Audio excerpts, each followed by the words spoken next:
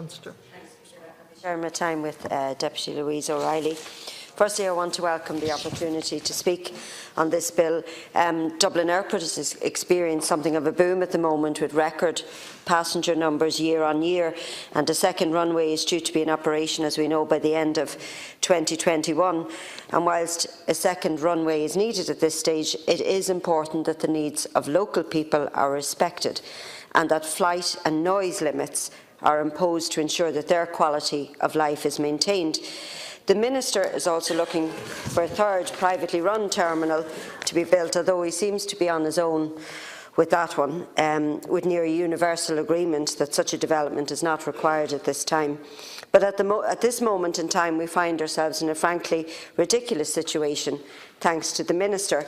In order to give effect to the EU Regulation 598/2014, a noise regulator must be appointed to Dublin Airport, as we know.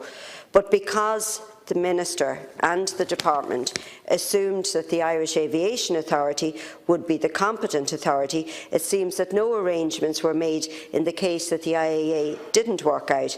And given the fact that the IAA is currently being split into two entities because of serious concerns around conflict of interest as regards its regulatory role, the Minister and his Department should have been aware, at the very least, of this possibility. Now we have a situation where we have missed the EU deadline. We are currently in breach of EU law. We have a contract awarded to build a new runway and no noise regulator is in place. And so we have the government who are trying to hammer through this important legislation in a couple of weeks. Earlier this week, an idea was floated to have a deadline for committee stage amendments before second stage had even begun. And thanks to objections from myself and others at the Transport Committee, the committee stage will now be put back until after Christmas to allow for people and offices adequate time to prepare amendments. The government has decided that Fingal is the best option for noise regulator, and it appears that this decision has been taken because Fingal would be in a position to take up this new role faster than any other options open to the department, and that is not a good way to do business. We have to end the practice in aviation of having regulators who are financially dependent on the entities that they regulate. I would propose that the Commission for Aviation Regulation is a more appropriate, competent authority for noise regulation at the airport. The Commission satisfies the independent requirements of Regulation 598 and has existing regulatory roles in respect of Dublin Airport. It is expected to have further regulatory roles around civil aviation in the very near future, when the functions of the IAA are changed due to the current conflict of interest. The IAA currently regulates civil aviation safety while simultaneously making revenue from these airlines. This is a desperately poor practice, and it doesn't happen in any other jurisdictions. And it does not promote confidence in the ability of the Minister to address issues of conflict of interest in the aviation sector or to remedy issues where they have been identified.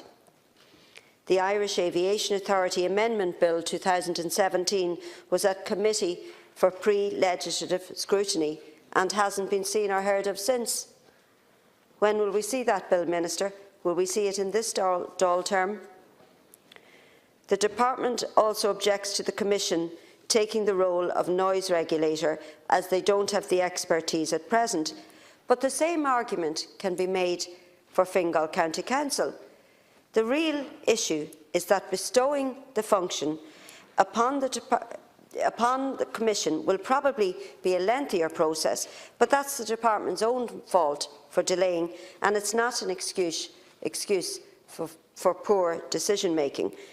It is very poor form to try and hammer this legislation through the Dáil. We need to do this properly, Minister. Fingal has been identified for reasons of convenience, and that's exactly what it is, Minister, for reasons of convenience as the most suitable authority to regulate aircraft noise, not because it is the most suitable authority. And I want to put on record that I'm not criticising Fingal County Council This was the Minister's decision. The Council has no expertise in this area, and I'm sure they never expected to be put in this position, and it is very unfair. Given the total lack of expertise in the Council, can the Minister outline exactly what arrangements will have to be made by the Council to take on this new role, what additional funding will be at their disposal, and what sort of expertise they will require to bring on board? We have an obvious issue with the conflict of interest at the Council. The Council collects rates from the airport and will now be responsible for noise regulation and decision-making around flight numbers. The Government is at pains to emphasise that only 8% of the Council's revenue comes from the airport, but that's a shocking attitude to take, Minister, because 8% is a significant funding stream, and the fact that any funding of the Council comes from the Airport Authority is reason enough, surely, for the Council not to be appointed as the regulator. The fact of the matter is that a public body is collecting money from an entity that it has regulatory powers over. This is a conflict of interest and raises serious concerns about the decision to appoint Fingal as the competent authority. Clearly, there is an issue around timing here, in particular with the runway, but the poor governance at the department is not a legitimate excuse for poor policy. 85% of air traffic in this state comes through Dublin Airport.